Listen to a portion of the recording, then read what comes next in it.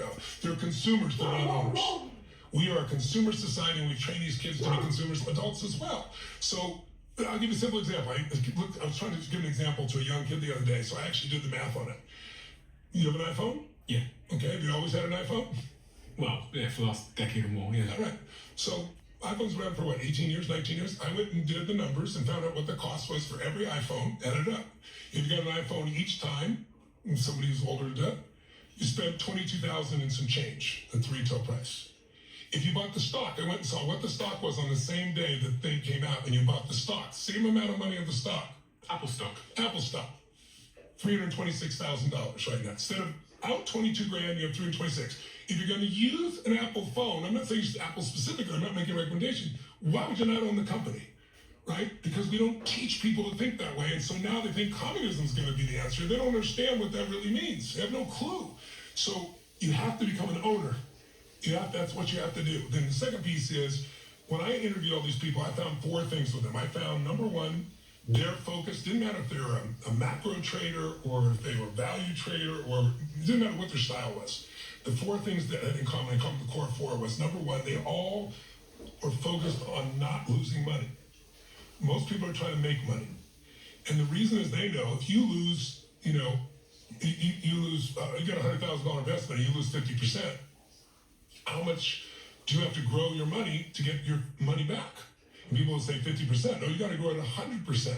Right? You get it? Yeah. Right? So they know that. So they're first making sure they don't know. How do they do that? They do it by asset allocation. Right? They all have different asset allocation strategies, which at the most basic level is you don't put all your eggs in one basket. Most people put all their money in their business or their house, right?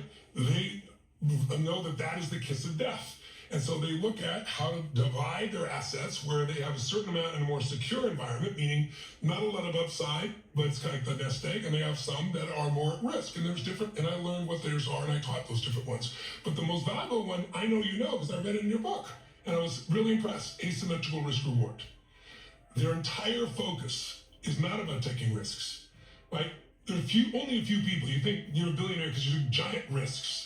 Right? No. Maybe some do, but they don't usually stay billionaires doing that, right? How do they do it? They figure out what's the smallest amount of risk with the most amount of upside that I can do. And so Paul Tudor Jones's approach was 5 to 1. If I'm going to risk $1, I want to be certain I'm going to make 5. You and I, most average people, would normally think, I used to think, 12, 15, 20% return, right? But here's how it works. If I risk $1 and I'm certain I'm going to make 5 and I'm wrong, I'm down 1. I can risk $1 and still make 4. I can be wrong 4 times out of 5 and still be okay. That's how those guys become billionaires. Asymmetrical risk reward. I was talking to a gentleman who in 2000, he took $25 million and turned it into $2 billion in the worst economic time. He anticipated what was going to happen with real estate. Everybody thought it was going to keep going up. He used synthetic bets and bet against it, made $2 billion. Brilliant job. And I said to him, what is the things that's missing for investors? He goes, well, the smartest investors are usually the worst investors because they want absolute certainty. They know everything before they decide, and by that time the opportunity's gone. Mm-hmm. And he said, but the most important key for him is asymmetrical risk reward. He said, I think he said he risked 6 cents for every $1. He could have been wrong a dozen times, but he wasn't. That's how he did it, right? And then the 4th one is the obvious one we both know, which is diversification, but this is the real key. You know Ray Dalio is, right? Yeah, I've interviewed him actually. Yeah, so Ray's a good friend. One of the questions I asked him was, if we had ever listened to the single most important investment principle to know. I mean, you're the Da Vinci of investing. No one has made more money than you in this area.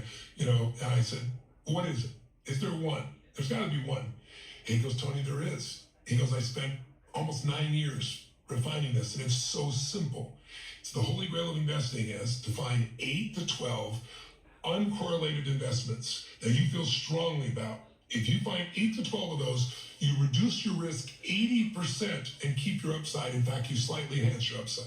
Uncorrelated for someone. Uncorrelated. Now, that's the hard part today because so many markets are correlated. What does uncorrelated mean for someone that doesn't? Well, for example, stocks and bonds traditionally are thought of as uncorrelated, meaning Stocks in a tough time, those are the ones, in a growing time, stocks are where you put your money, but bonds are to protect you when the market goes down. Unfortunately, doing most things like 2008 or 2020, they both go down at that time, but nobody talks about that, right? They just go, oh, it's this weird thing. It happens regularly. So things like that don't move together. That's right. They don't move together. Well, so much is tied together today. But the only way to really do it is you've got to have private investment, private equity, private credit, private real estate. You have to diversify beyond just stocks and bonds, and then you can get that across it by different industries, different elements. Because think about this. This will blow your mind. Private equity, basic private equity. Now, I interviewed 12 of the best in the world. Basic private equity has outproduced every stock market in the world for 40 years. Every single stock market in the world, every year for 40 years. Now, you don't have total liquidity. You're giving something up, but the returns are in a different place. They don't have to sell when things are tough. They take advantage. These are the smartest people out there. They're not just trying to get alpha.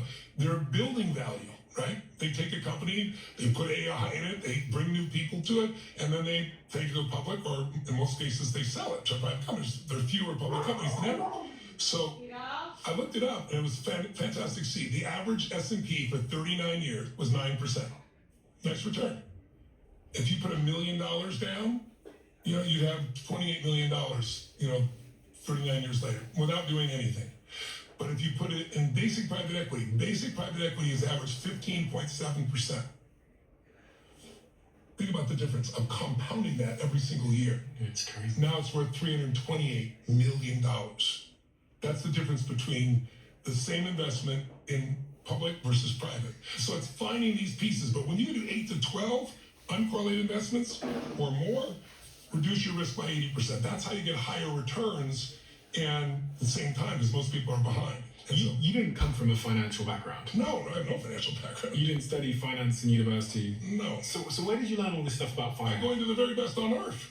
Like, why would I go to university with a professor who's never done anything when I can go to 50 of the smartest people on earth? Or in private equity, I went to 13 of the smartest ones, most successful in history. Is your superpower learning? Yes, I think that's what I'm trying to say to you from the beginning. That's what pattern recognition, pattern realization, pattern creation is. If you don't learn at a rapid tempo in the world right now, you're cheating yourself of an extraordinary life. Is there a tactic or a strategy to make me a better learner? Especially someone that does this podcast. I get to meet people like you, so I want to store everything in this time that we have. Yes, I believe in immersion and spaced repetition. So I believe, did you take a language in school? Oh God, yeah, German. Can you speak it? 9.